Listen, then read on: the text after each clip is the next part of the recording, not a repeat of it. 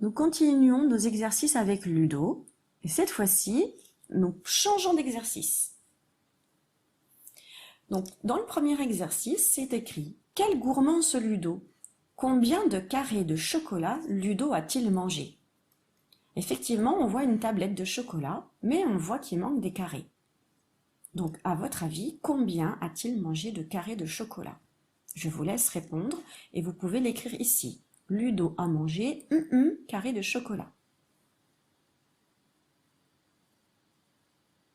Donc moi, si je prolonge les traits, je vois qu'ici, déjà, il y avait un carré.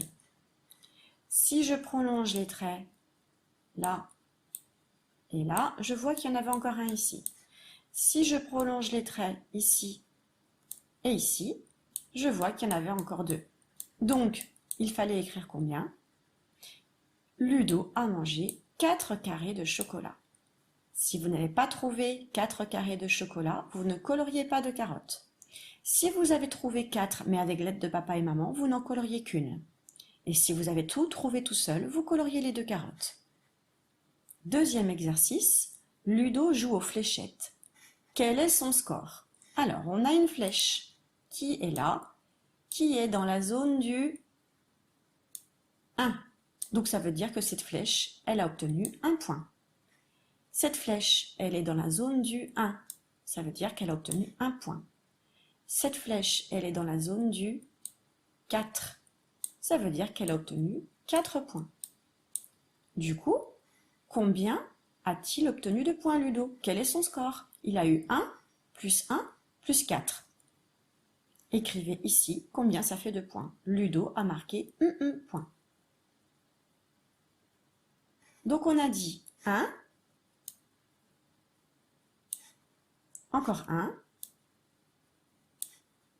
et 4.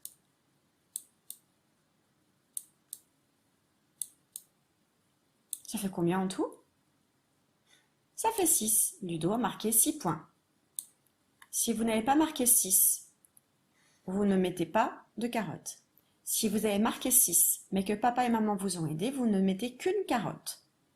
Si vous avez pratiquement tout juste et que vous êtes trompé à un tout petit endroit, par exemple quand vous avez compté ici, ou parce que vous n'avez pas marqué 4, vous avez marqué 5, à ce moment-là, vous coloriez 2 carottes.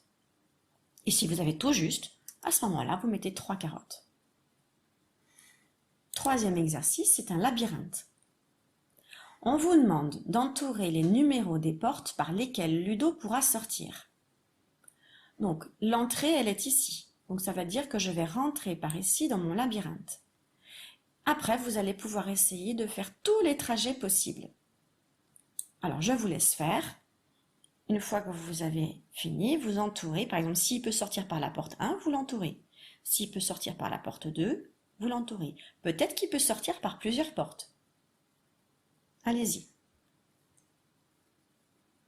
Vous avez terminé? Alors, moi, je vais essayer de passer par ce chemin-là. Ah ben non, c'est pas possible. Donc, je vais essayer de passer par là. Ah oui, là, c'est possible. Je peux sortir par la porte 1. C'est bon. Est-ce qu'il y avait... Ah oui, je peux passer par là, mais non, ça monte. Ça va pas. Ensuite, est-ce que je peux passer par là? Ben non. Voilà, si je continue par ici. Ah oui, là je peux. Donc, hop, hop, et j'arrive au 2. Donc, la 2, c'était possible. Ensuite, est-ce que je peux monter au 3? Ben, non. Non, c'est tout bloqué, puis donc le 4 aussi. Donc, il fallait entourer juste le 1 et le 2.